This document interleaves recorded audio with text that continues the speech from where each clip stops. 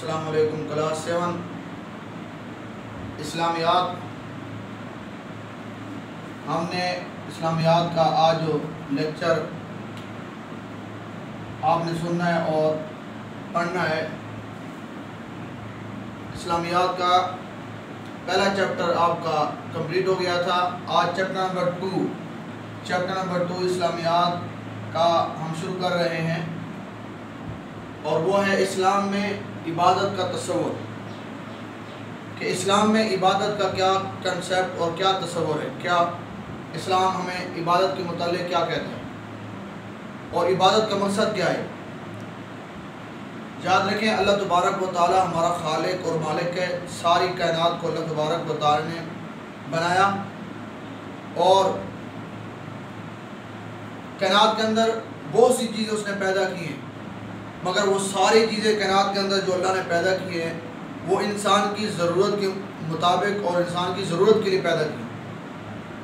اللہ نے ساری مخلوقات میں سے جن اور انسانوں کو اپنی عبادت اور بندگی کے لیے پیدا کیا، اور باقی ساری چیزیں جو پیدا کی گئی ہیں وہ انسان کی اور جنوں کی ضرورت کے لیے پیدا کی۔ قرآن مجید میں اللہ تبارک و تعالی نے جو عبادت کا کنسیپٹ دیا ہے، فرمایا وَمَا خَلَقْتُ الْجِنَّ وَالْإِنسَ إِلَّا لِيَعْبُدُونَ، اور فرمایا میں نے جنوں اور انسانوں کو پیدا نہیں کیا مگر اپنی عبادت کے لیے۔ یعنی اللہ تبارک و تعالی نے انسانوں کو جو پیدا کیا ہے اور جنوں کو جو پیدا کیا ہے محض اپنی عبادت کے لیے پیدا کیا، باقی اور کوئی مقصد نہیں تھا۔ مگر اللہ تبارک و تعالیٰ کا یہ جو حکم ہے، اللہ کے سامنے جھکنا، اللہ کی اطاعت کرنا، اللہ کی بندگی کرنا، اللہ کی عبادت کرنا، یہ ہمارے ذمہ ایک کام تھا مسلمانوں کے اور انسانوں کے۔ تو اسی مقصد کے تحت اللہ تبارک و تعالیٰ نے یہ آیت کریمہ کے اندر اس مقصد کو بیان کیا۔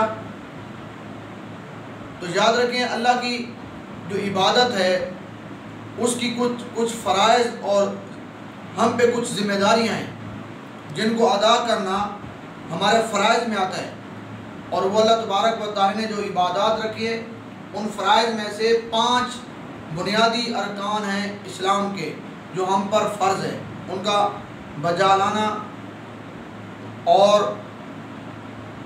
ان کو ادا کرنا وہ ہمارے ذمہ ہے، فرض ہے۔ ان میں سے پہلی چیز کلمہ ہے، لا الہ الا اللہ محمد رسول اللہ۔ کلمے کے ذریعے انسان مسلمان جو ہے وہ اسلام میں داخل ہوتا ہے۔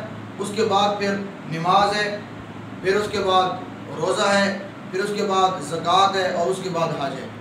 تو یہ 5 بنیادی ارکان اسلام ہیں، اور ان کا مقصد کہ انسان کو جو اللہ نے اتنی سہولتیں دی ہیں، اتنی فیسلٹیز دنیا کے اندر اللہ نے انسان کے رکھی ہیں، تو کس لیے رکھی ہیں کہ فرمایا اے انسان میں نے ہر چیز تیرے لیے بنائی اور تجھے اپنے لیے بنایا، کہ تو میری بندگی کر، میرے سامنے جھک، میری عبادت کر، اور اللہ کے ساتھ کسی کو شریک نہ کر، اللہ کو ایک مان، اور اس کے حکم کو جو ہے وہ آپ نے ماننا ہے، مسلمانوں نے ماننا ہے، انسان نے ماننا ہے۔